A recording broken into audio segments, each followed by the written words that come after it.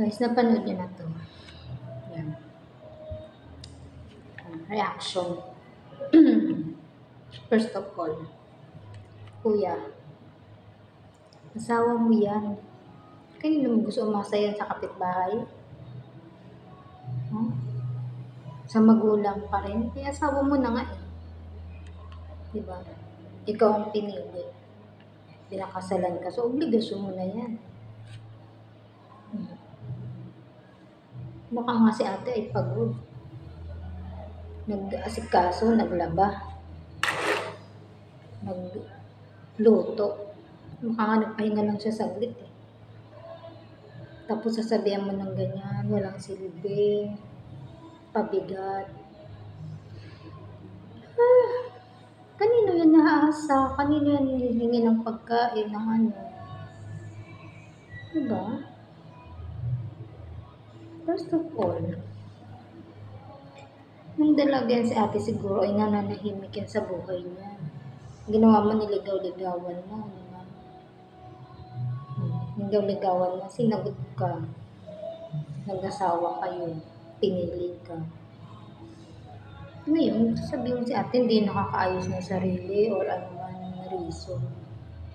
Ganun ang tingin mo, ganun nakaliit ang tingin mo sa asawa mo.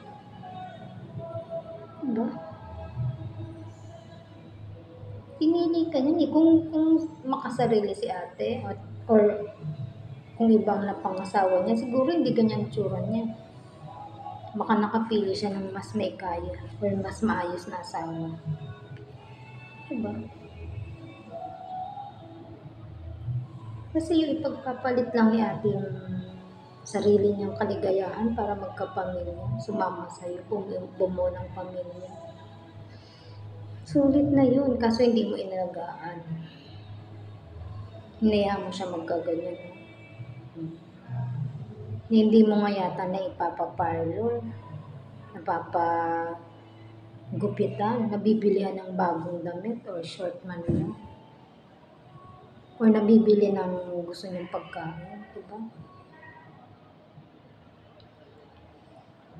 Tapos ganun pa sasabihin mo, pabigat.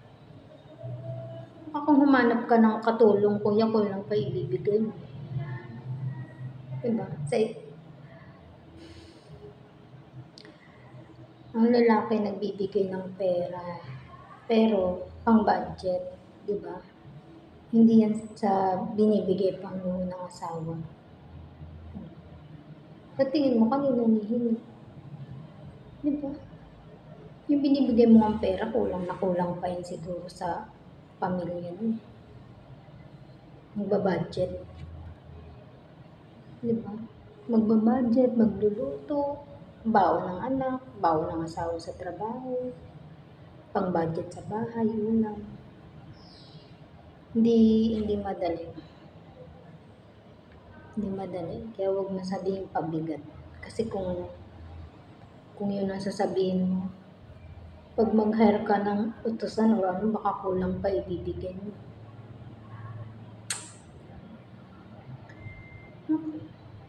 Alam mo, kung ako kay ate, naku, solo ka na lang, te. Baka mas maalagaan mo pa yung sarili mo. Maalagaan mo pa yung sarili mo. Okay lang naman may asawa ka, pero sana hindi ganyan. Diba? Hindi may asawa ka, tapos ganyan. For what? Na nag-asawa ka, sakit sa ulo, sakit sa dibdib. Diba? Kung hindi mo na mahal si ate, kuya, ibalik mo na lang. Hayaan mo na siya maging single, hayaan mo siyang alagaan niya yung sarili niya. Nang wala ka. Kasi pabigat ka rin sa kanya dahil ganyan yung trato mo. Alam mo yun? Kasi kung ang babae ay walang dinadalang sakit sa ulo, walang asawang pasaway, ay, blooming si ate. Ikaw nga dapat sisihin kung ganyan tsura ng asawa mo. Kasi siguro hindi mo na bibigay sa kanya yung treatment na gusto niya.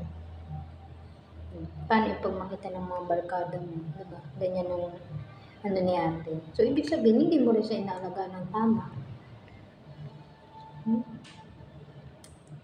So, yun lang naman. Kay ate, sana makapag-isip siya kung ano ba talagang desisyon niya. Kay kuya, obligasyon mo yun dahil asawa mo yan, pamilya mo yan. Diba? Dapat kung ayaw mo nang may kargo, ayaw mo nang may bigat sa buhay mo, naging single ka na lang. Yun lang naman. Kabayan.